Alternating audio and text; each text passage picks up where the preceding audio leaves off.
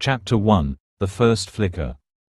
The wind out here, it screams tonight, a raw, indifferent howl that gets right into my bones. It carries the bite of salt and something else too, something ancient and vast. Down below, the waters are black, churning void, ceaselessly grinding against unseen rock, a deep, persistent rumble in the dark. Overhead, the skies are bruised canvas, heavy and starless, stretching out beyond the reach of the faint, distant glow from across the channel, a shimmer that could be anything, or nothing at all. You can feel the sheer indifference of it all, the way the world just keeps turning, even as you stand here. It's a good place for it, this. A good place to finally speak. To unburden it all. So, where do we begin, lad? Whenever you're ready, just tell me everything, the voice beside me says, calm and steady. Really? I ask, my voice a little rougher than I expect. You really want to hear it?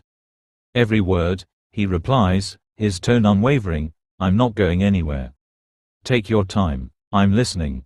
I take a deep breath, eyes screwed shut, my face clenching tight as I draw the cold air deep into my lungs.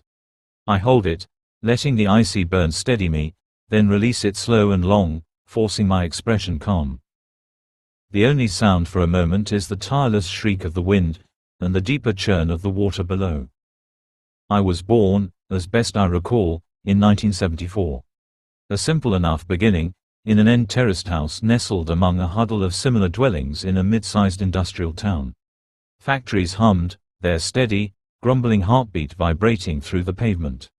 The air, even then, carried the faint, metallic tang of industry, a scent that still, sometimes, catches in my throat and pulls me back. My very first flicker of consciousness, the true start of my narrative, unfolds on a Christmas day. The exact year remains elusive, a swirling mist at the edge of my memory's shore. But the feeling, the atmosphere, that I remember with clarity. I was still in nappies, a tiny, squalling bundle, tucked away in one of those bedcot contraptions, a little baby jail, I called it then, its bars a constant, reassuring boundary. That morning, the air thick with the scent of pine and anticipation, I received a blow-up punch bag. Oh, that punch bag. It had a weighted sand base. With every clumsy swing of my infant fist, it would sway, then miraculously spring back upright. I'd punch it, giggle, tumble onto the floor, then push myself up again, ready for the next round. It was my first true playmate, an uncomplaining companion in those early, quiet hours. The house itself was a study in stark, almost clinical, simplicity.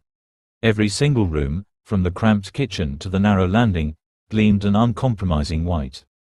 It lent the place an almost ethereal quality, a bright, spotless canvas. Nothing was ever out of place. Every teacup, every magazine, every small, treasured ornament occupied its designated spot, a silent testament to Mum's meticulous nature. It presented a clean look, certainly, but in retrospect, perhaps a little cold. This was not a house that embraced clutter or the messy reality of living. The living room, however, held a certain warmth, largely due to the formidable presence of a stone-effect fireplace. It was, of course, an electric fire, its orange glow a poor imitation of real flame, but in those days, it felt like a marvel. Ornaments flanked it like silent sentinels, though only one truly lodged itself in the soft clay of my memory, a large, round, brown ceramic pie. A slice had been neatly cut out, revealing, to my endless delight, the tiny, inquisitive heads of little birds peeking from within. I would sit for what felt like hours, my small fingers tracing the ceramic curves, my voice, still a reedy chirp, singing the old nursery rhyme, a timeless echo in that quiet room.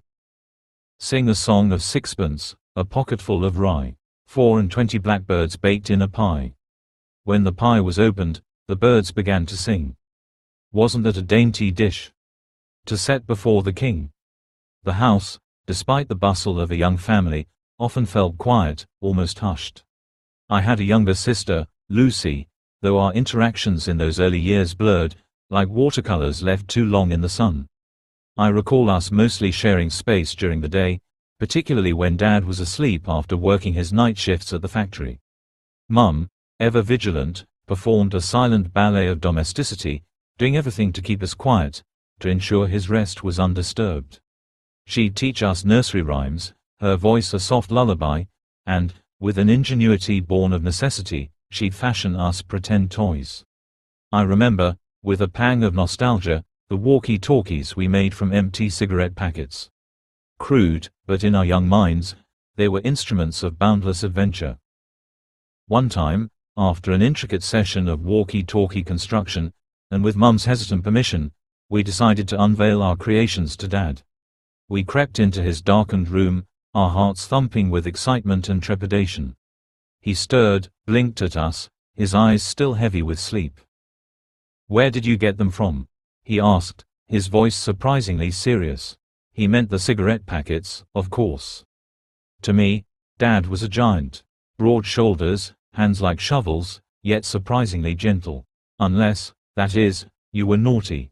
Then, you'd feel the sting of a well-deserved smack, and that particular transgression never repeated. The memory of that swift, firm discipline still sends a phantom tingle up my spine, a reminder of the clear boundaries of my childhood. I was, for those early years, Dad's shadow, his faithful companion. If he so much as contemplated a trip to the local corner shop for a newspaper or a bag of sweets, I was right there, clinging to his leg, my voice a persistent plea. "Can I come, Dad? Can I come?" And he almost always indulged me. Sundays, especially, were sacred.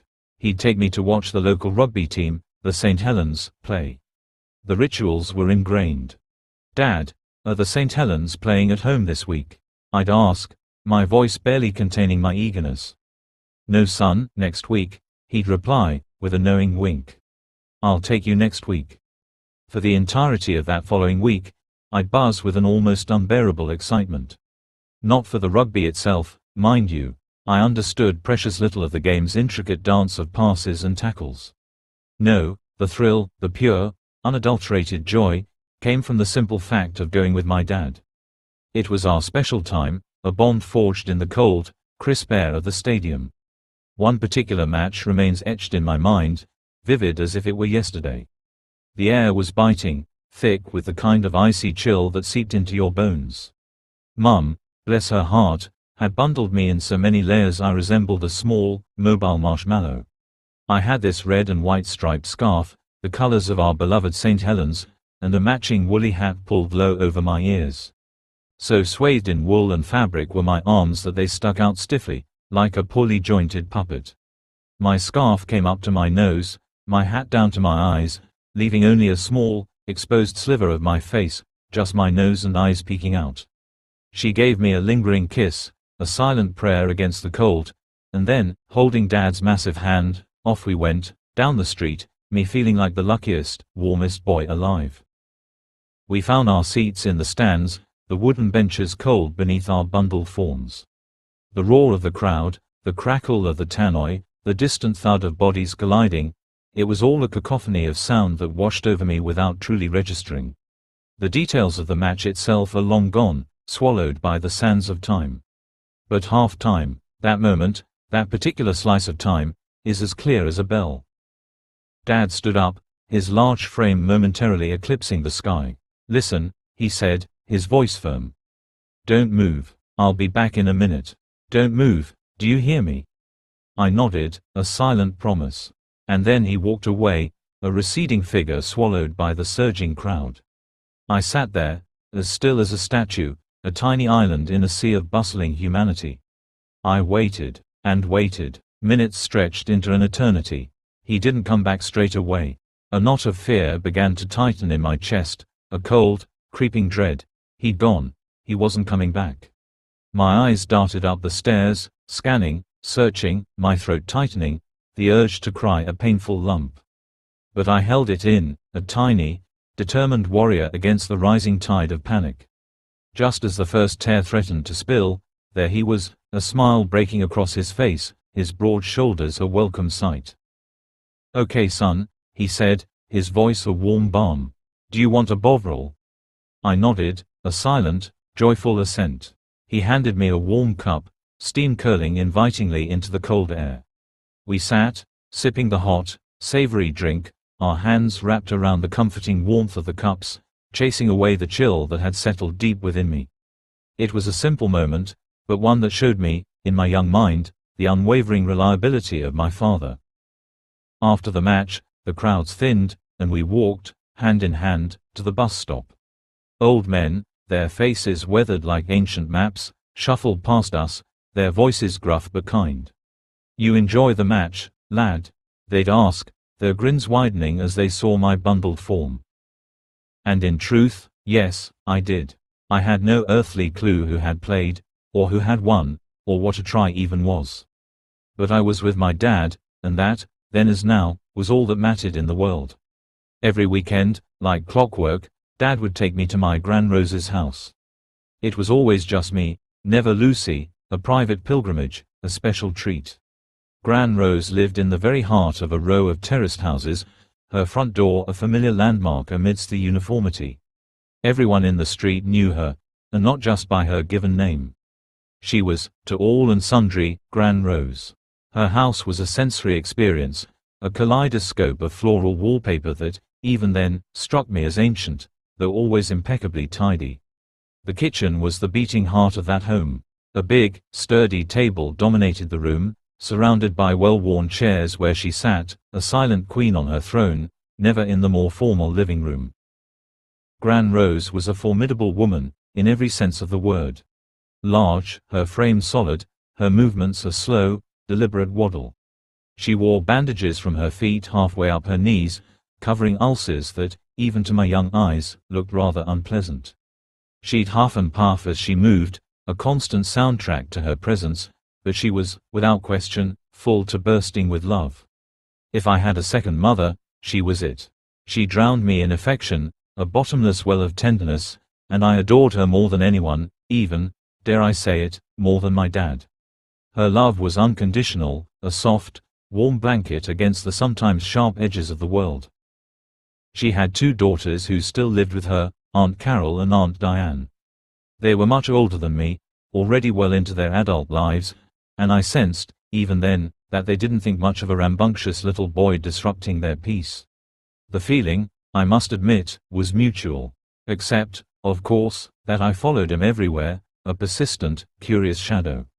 When I stayed over, which was often, I shared a bed with him, a strange, communal sleeping arrangement. At night, in the hushed darkness, we'd play games, drawing letters on each other's backs with our fingers, whispering guesses to avoid getting caught by Gran Rosa's sharp ears. Aunt Carol was, in many ways, like a big sister. She looked out for me, a quiet protector. I remember one night, she came rushing into the bedroom, her voice hushed with excitement. "Alex, come and look at this." She grabbed my hand, her grip firm and reassuring, and pulled me along to the end of the street. There, a house was engulfed in flames, a terrifyingly beautiful spectacle against the inky blackness of the night sky.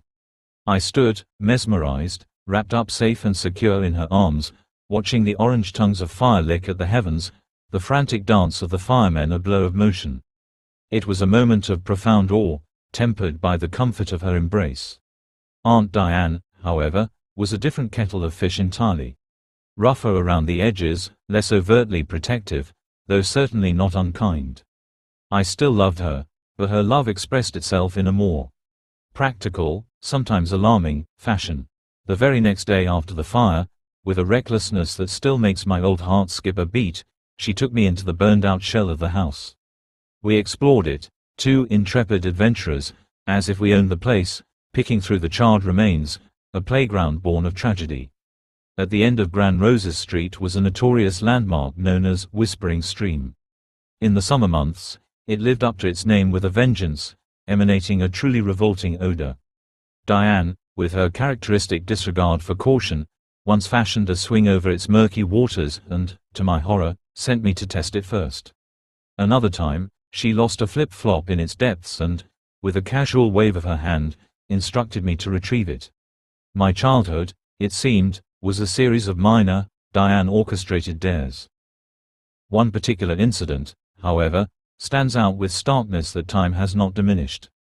She told me to wait at the end of the street while she went somewhere, an errand of some sort. Hours passed. The sun began its slow descent, painting the sky in hues of orange and purple. The familiar sounds of the street began to fade, replaced by the encroaching silence of dusk. Darkness crept in, and a chill, deeper than the evening air, settled in my small heart. Aunt Carol, bless her soul, eventually found me, her face a mask of relief tinged with panic. "Why didn't you go back to Gran Roses?" they asked, their voices a mixture of exasperation and concern. My simple, childlike answer, delivered with absolute conviction, was, because Aunt Diane told me to wait. It was a testament to the absolute trust I placed in her, despite her sometimes questionable judgment. I helped Gran Rose with the little chores of her daily life. I'd assist her in cleaning her beloved ornaments, dusting each ceramic bird and porcelain shepherdess with painstaking care. And, surprisingly, I even helped her change her bandages. The ulcers, even now, I can see them in my mind's eye, greenish-white pus, a truly unpleasant sight. But I didn't mind, not one bit. It was my Gran Rose, and I would have done anything for her, no matter how unappealing the task. Her love knew no bounds, and neither did mine for her. The best job, though, the one that brought a quiet thrill of satisfaction, was shrimping. Now and then, Gran Rose would receive large, overflowing bags of shrimps, destined to be shelled for a few extra pennies, a small supplement to her meager income. She'd dump them, unceremoniously, into the bathtub, and for the entire weekend, we'd all pitch in, our fingers deftly working to peel away the shells. The house, I must admit, stank to high heaven, a pungent, fishy aroma that clung to every curtain and piece of furniture. But it was brilliant fun, a communal effort, a shared task that brought us all together in a strangely enjoyable way. Life, in those moments, was good. Simple, yet filled with a certain kind of abundance. I recall a street party, a riot of color and laughter, though I couldn't tell you the reason for it at the time. Years later, my memory prompted by an old photograph, I discovered it was for the Silver Jubilee celebrations, a nationwide event that had, unwittingly, provided the backdrop for a joyous childhood memory. I remember winning fish at the annual Sherdley Show every year, my small hands proudly carrying the plastic bag of water with fish in it home, the goldfish darting nervously within. And then there was the rabbit, my furry companion at home, a creature of soft fur and twitching nose. One weekend, I returned from Gran Roses, my heart light with anticipation of playing with my pet, only for Dad to deliver the news, his voice carefully neutral, that the refuse collectors had taken it by mistake. I know now, with the cold clarity of adulthood, that it had died, but he, in his gentle way, hadn't wanted to hurt my young feelings. It was a small, kind deception, one that I appreciate now more than ever. It was around that time that my brother, Lee, arrived, a tiny, squalling bundle who brought with him a shift in the delicate balance of our household. I don't recall the exact moment of his arrival, but I do remember the subtle, then increasingly overt, change in the atmosphere. Mum and Dad began to argue. Whispers at first, then hushed tones, then, slowly, the volume would rise, the words becoming sharper, more cutting. I'd hear them at night, the muffled sounds seeping through the thin walls, disturbing the fragile peace of my sleep. One night, the sound of raised voices drew me from my bed. I crept downstairs, my small heart thumping, drawn by an irresistible, morbid curiosity. Mum was on the floor, her shoulders shaking with silent sobs. Dad stood over her, his face a thundercloud. Both saw me simultaneously, their faces tightening. "Go back to bed," they shouted, a dual command that echoed in the quiet house. I scurried back, tears stinging my eyes, crying myself to sleep, the images of my mother's distress replaying in my mind. That scene, that raw, exposed moment of adult pain, happened a few more times. I'd wake up to the sound of shouting, my stomach clenching with dread, but too scared, too vulnerable, to go downstairs again. Then, one night, the shouting was replaced by a quiet urgency. Mum woke me, her voice hushed, almost conspiratorial. "We're going to Aunt Maria's," she said, her hands gently guiding me from my bed. Aunt Maria and Uncle Ben lived just down the street, their house a mere stone's throw away. It was strange, even then, that despite their proximity, we never saw much of them. Their house, in stark contrast to our whitewashed, orderly home, was like something out of a television show. Immaculate, filled with the best of everything, every surface gleaming, every cushion plumped. They had a son, Tom, a boy who, even to my young eyes, was spoiled rotten, lavished with every toy and indulgence. That night, Mum grabbed a few essentials, a hastily packed bag of clothes, and off we went, leaving behind the lingering echoes of discord. I slept on the floor in Tom's room, the unfamiliar surroundings a strange blend of unease and a fleeting sense of adventure. After that night, our lives took another turn, a new chapter in a different house. Me, Mum, Lucy, and Lee, a newly formed unit, adrift in a new, unfamiliar landscape. I don't remember much of that house, the details of its layout lost to time, but one image remains, vivid and green, a massive garden, sprawling and wild, overflowing with rows of peas. I'd spend hours out there, my small fingers diligently picking the plump pods, popping the sweet, tender peas directly into my mouth. A simple pleasure, but one that provided a fleeting sense of peace. I remember, too, the indignity of a nit infestation, Mum patiently applying vinegar to our hair, the pungent smell filling the small bathroom. Uncle Leo, Mum's brother, a man who looked and acted uncannily like a cool Fonz from Happy Days, complete with leather jacket and slick-back hair, would occasionally take me to school in his flashy car, a sleek, gleaming machine that felt impossibly cool. Autumn celebrations arrived, a festive respite from the underlying tension. Uncle Leo, with a flair for the dramatic, built a truly impressive bonfire in our new garden, a towering pyre of wood and branches. Dad was supposed to come for the fireworks, a promised reunion, a glimmer of hope. But he didn't show up until after the last spark had faded, the grand bonfire reduced to a smoldering heap. I felt a profound sense of letdown, a familiar pang of disappointment. He offered a mumbled apology, his eyes avoiding mine. I, in turn, silently showed him the dying embers of the fire, the brief magic already gone. He and Mum had words, quiet but sharp, the air thick with unspoken recriminations. Then he left, a shadow disappearing into the darkness.